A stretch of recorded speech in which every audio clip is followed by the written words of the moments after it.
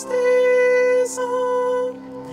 Alléluia, Alléluia, Alléluia, Alléluia, Alléluia, Alléluia, Alléluia, Alléluia.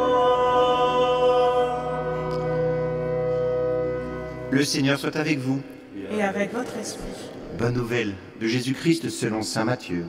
Gloire à toi, Seigneur. En ce temps-là, Jésus disait cette parabole à ses disciples. Le royaume des cieux est comparable au maître d'un domaine qui sortit dès le matin afin d'embaucher des ouvriers dans sa vigne. Il se mit d'accord avec eux sur le salaire de la journée, un denier, c'est-à-dire une pièce d'argent, et il les envoya à sa vigne. Sorti vers 9 heures, il en vit d'autres qui étaient là, sur la place, sans rien faire, et à ceux-là, il dit « Allez à ma vigne, vous aussi, et je vous donnerai ce qui est juste. » Ils y allèrent. Il sortit de nouveau, vers midi, puis vers 3 heures, il fit de même. Vers 5 heures, il sortit encore, en trouva d'autres qui étaient là, et leur dit « Pourquoi êtes-vous restés là, toute la journée sans rien faire ?» Ils répondirent « Parce que personne nous a embauchés. » Il leur dit « Allez à ma vigne, vous aussi. » Le soir venu, le maître de la vigne dit à son intendant « Appelle les ouvriers et distribue le salaire en commençant par les derniers pour finir par les premiers. » Ceux qui avaient commencé à 5 heures s'avancèrent et reçurent chacun une pièce d'un denier. Quand vint le tour des premiers, ils pensaient recevoir davantage, mais reçurent eux aussi chacun une pièce d'un denier. En la recevant, ils récriminèrent contre le maître du domaine. Ceux-là, les derniers venus, n'ont fait qu'une heure, et tu les traites à l'égal de nous, qui avons enduré le poids du jour et de la chaleur. Mais le maître répondit à l'un d'entre eux, « Mon ami, si je suis injuste envers toi, n'as-tu pas été d'accord avec moi pour un denier? Prends ce qui te revient et va-t'en. Je veux donner au dernier venu autant qu'à toi. N'ai-je pas le droit de faire ce que je veux de mes biens? Ou alors ton regard est-il mauvais parce que moi, je suis bon? C'est ainsi que les derniers seront premiers et les premiers seront derniers. » Acclamons la parole de Dieu. Louange à toi, Seigneur Jésus.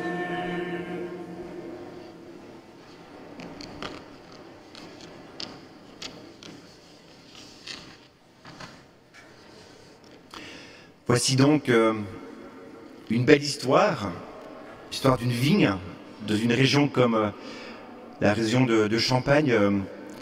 C'est plus facile à imaginer. On peut imaginer aussi des ouvriers qui attendent de se faire embaucher, comme ce fut le cas pour les vendanges. Et Jésus prend toujours des images qui sont bien claires pour nous faire comprendre quelque chose. Mais je voudrais commencer par vous poser une question. Comment avez-vous trouvé cette histoire inventée par Jésus pour notre plus grand bien? Dites-moi vraiment ce que vous en avez pensé. Par certains côtés, j'en suis sûr, certains d'entre vous, vous l'avez trouvé illogique, peut-être même choquante. En effet, qui vaudrait de ce règne de Dieu où des ouvriers qui ont travaillé toute la journée sous le soleil gagnent autant que ceux qui n'ont travaillé qu'une seule heure? Quel est ce patron pour qui la question de la justice sociale, de la juste rétribution et du mérite ne semble rien dire? Je vois très bien d'ici un employeur me dire que imiter ce maître, c'est la faillite assurée pour son entreprise. Je vois aussi un employé me dire que agir ainsi, c'est la grève certaine dans quelques jours, sans parler du rififi du syndical. Je vois aussi un chrétien un peu paresseux qui me dit « Bon alors, aller à la messe, faire des efforts, très bien, mais si on est tous logés à la même enseigne, À quoi ça sert? Mais il s'agit d'une parabole. Et une parabole, c'est une histoire où tout à coup, rien ne se passe comme normalement. Toute parabole contient une graine de folie, un brin d'extravagance, de démesure. Et la démesure, c'est fait exprès pour attirer notre attention, pour que cela touche notre raison, mais surtout notre cœur. Quelle est cette démesure de ce récit? Eh bien, c'est cette attitude dingue, si je puis dire, de ce maître qui se soucie de se préoccuper, de procurer, du travail, un salaire, une dignité à des pauvres hommes. Sans se lasser, 5 fois, vous avez entendu 5 fois sur la journée, il sort pour embaucher. C'est dire qu'il ne veut perdre personne. On sent sa préoccupation. La démesure, c'est aussi quand il donne autant au dernier qu'au premier. C'est limite scandaleux, mais il a raison. Il est juste. Donc le but de la parabole, c'est cette démesure qui nous dit le vrai visage de Dieu. Chaque parabole nous parle du visage de Dieu, de qui est Dieu. Si c'était un berger, il quitterait ses 99 brebis pour courir vers la seule qui s'est égarée. Folie. Si c'était un père, il accepterait son fils qui a dilapidé la part de son héritage et il lui pardonne. Folie. Si c'était un semeur, et je sais qu'il y a des agriculteurs parmi nous ce matin, on ne sème pas comme ça à tout vent, ça coûte cher. On ne va pas semer dans les ronces sur le chemin. Eh bien si, lui il le fait. Folie. Et si c'était un maître d'une vigne, il sortirait pour embaucher et payer la même chose à tout le monde. Folie. Oui, Dieu est fou, mais il est fou d'amour pour chacun de nous. Donc il sort inlassablement. Il appelle depuis toujours, à toute heure de l'histoire de l'humanité, à toutes les heures de la vie d'un homme. Dieu accueille tout le monde, même les derniers venus, même ceux qu'on n'attendait pas, même ceux qui ne s'y attendaient pas, même ceux qui ne le méritaient pas. Dieu, inlassablement, veut faire venir tout le monde à sa vigne parce qu'il ne désespère jamais de l'homme. Il sait que rien n'est jamais trop tard pour lui. Pensez au bon larron. Il était là crucifié sur la croix, et juste avant de mourir, quelques minutes avant sa mort, il dit « Seigneur, je reconnais, je veux aller à ta vigne, je reconnais qui t'es. » Et Jésus lui dit « D'accord, on sera ensemble. » C'est encourageant ça. Tout ce qu'il a fait. Au fond, il faut le dire et le redire et le crier sur tous les toits. Dieu ne se résout pas à voir ses enfants aller droit dans le mur et prendre le risque de ne pas entrer un jour dans la vie éternelle. Voilà pourquoi il veut nous sauver. Cette histoire, c'est l'histoire du salut. Dieu qui veut sauver chaque homme. Est-ce que ça va? Bien maintenant, allons plus loin. Qui sont ces premiers ouvriers qui ont eu la grâce de rencontrer Jésus de bon matin, qui ont rencontré ce bon maître? On pourrait dire qu'ils sont comparables à tous ceux qui ont rencontré Jésus de bonne heure parce que les parents les ont poussés à rencontrer Jésus. C'est tous ceux ici qui ont été baptisés bébés. Les premières heures de notre vie, on ne savait même pas parler, on ne savait même pas mettre un pas devant l'autre, qu'on était déjà baptisés. Mais on n'est pas si nombreux que cela à être baptisés, tout bébé. Vous savez, j'ai regardé les statistiques en préparant cette homélie. Apparemment, il y aurait 753 000 naissances chaque année en France. Et il y aurait, sur cela, 231 000 baptêmes d'enfants, soit 31%. Soit moins de 1 enfant sur 3 serait baptisé en France. Ça veut dire que ces ouvriers, la première heure, ils ne sont pas si nombreux que cela dans la réalité. Et en effet, n'ayant pas pu dès le matin embaucher, en une seule fois pour prendre toute l'humanité, ce maître de la vigne sort une deuxième fois, vers 9 heures. Il embauche une deuxième partie de l'humanité, qui est désœuvrée.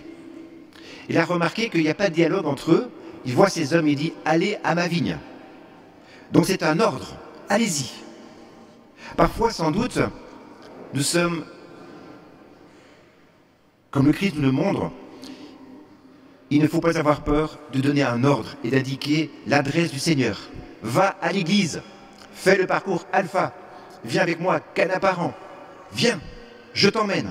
Donc cette adresse, il faut la donner à tout le monde, à nos parents, à nos enfants, aux inconnus, notre voisin, avec une autorité persuasive qui semble certes ne pas trop laisser de choix, mais qui s'avère parfois nécessaire pour certains.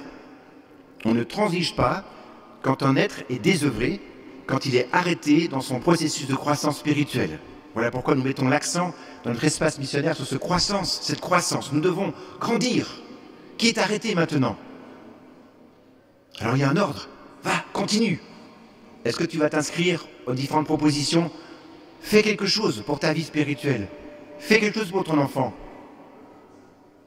Et puis, ce maître de la vigne sort une troisième fois, une quatrième fois, à 15 heures, et il embauche. Dieu ne dort jamais. Et il veut embaucher. Et puis enfin, il faut bien arriver à la fin de l'histoire. Le jour baisse, et il sort pour la 5e fois, avant l'arrêt du travail. Et Dieu surprend ces hommes-là, désœuvrés, il dit, mais pourquoi est-ce que vous n'êtes pas là à ma vigne? Et eux répondent, personne ne nous a embauchés. Alors écoutez-moi bien, parce qu'il y a beaucoup de personnes comme ceux-là. À tous ceux qui n'attendent rien, à tous ceux qui n'espèrent plus rien, à tous les mous de la terre, à tous les sans caractère, à tous les nuls selon le monde, à tous ceux qui ne savent pas quoi faire de leur vie, à tous ceux qui sont découragés par avance, à tous ceux qui sont incapables de se déterminer, à tous ceux qui sont des oubliés des bureaux de recrutement, qui sont au chômage, à tous ceux qui ont échoué dans des affaires, dans des entretiens d'embauche. Tous ceux-là, Jésus donne sa confiance, toute sa confiance, et il leur dit, peut-être ça va toucher des personnes ici même, et ceux qui nous écoutent, allez, viens à ma vigne. Même pour quelques minutes, pour quelques secondes, parce que j'ai besoin de toi, j'ai soif de toi, j'ai soif de ton amour, je veux te donner mon amour, je voudrais me donner à toi, parce que je t'aime, parce que tu es mon enfant, parce que tu as de la valeur, parce que je compte sur toi. Viens, je veux te sauver, je veux t'aider, viens. Je t'en supplie, ta récompense sera belle. Peut-être que certains, ce matin, ou ceux qui nous entendent, ont ce pas-là à faire. Ça fait très longtemps qu'il ne se passe plus rien dans ma vie spirituelle. Il faut que j'avance. Il faut que je me laisse embaucher par ce maître qui est bon apparemment, vu qu'il donne une belle rétribution à chacun.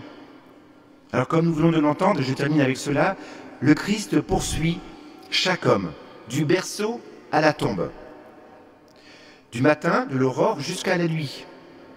Cette méthode, il l'a choisie, car il n'est jamais trop tôt, trop tard pour sauver un homme. Il suffit d'ailleurs d'un seul instant, fut-il le dernier, le bon samaritain, le bon larron, on dit oui à l'amour et nous sommes sauvés.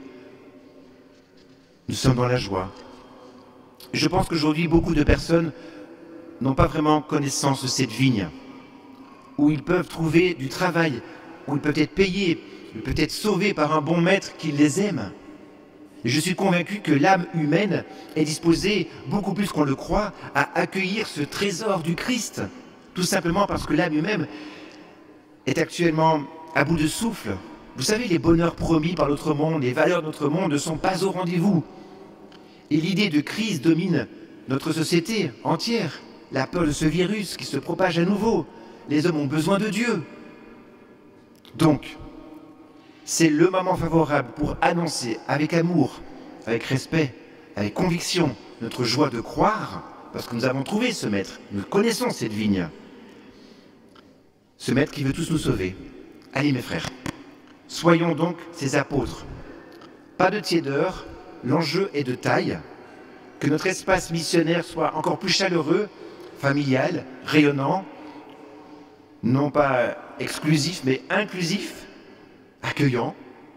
Ainsi du matin jusqu'au soir, vous et moi, soyons très attentifs à chaque personne que nous croisons, que nous rencontrons, et surtout n'hésitons pas qu'ils aient 3 mois, 10 ans, 50 ans, 90 ans, à les embaucher, à donner l'adresse de la vigne au plus vite pour leur plus grand bonheur, cette vigne du Seigneur, avant que la nuit ne tombe sur eux.